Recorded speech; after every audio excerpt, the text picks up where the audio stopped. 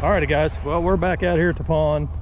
I talked with the owner, and he wanted me to go ahead and get that mud and stuff out of there and slick that up a little bit. So that's what I'm going to do.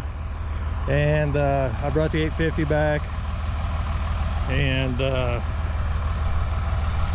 I'm going to go through and hit this and just kind of smooth it up just a little bit. So I mean, it's not bad for just doing it with the excavator, but I am gonna, like I said, I am gonna go ahead and slick it up a little bit. So I think what I'll do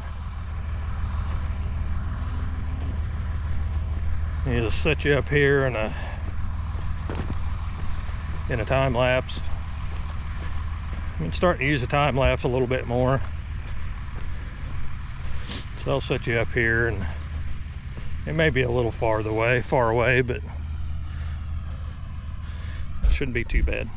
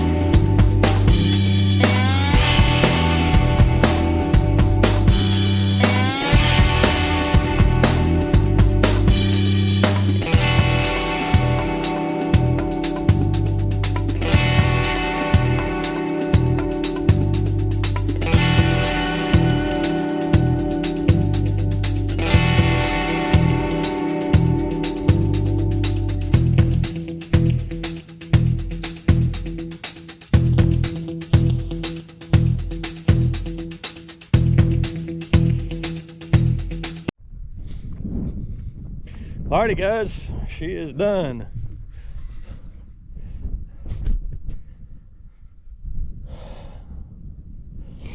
A lot of this stuff here, because we're still on topsoil type ground, every time you track over it, it just squishes down more. So you have to cut all that out of there to get that completely smooth. But went through here and fixed this where this was all eroded out.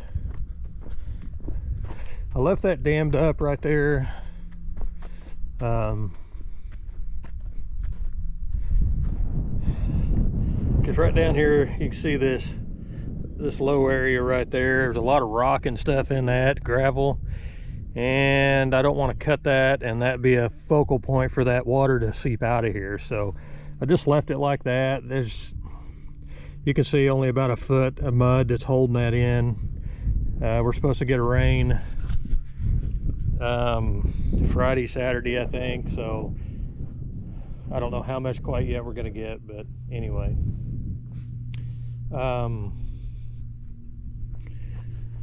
So we'll leave that, and when it rains it'll blow that out and probably push it right down into that low spot, maybe get a little bit of coverage there. So, and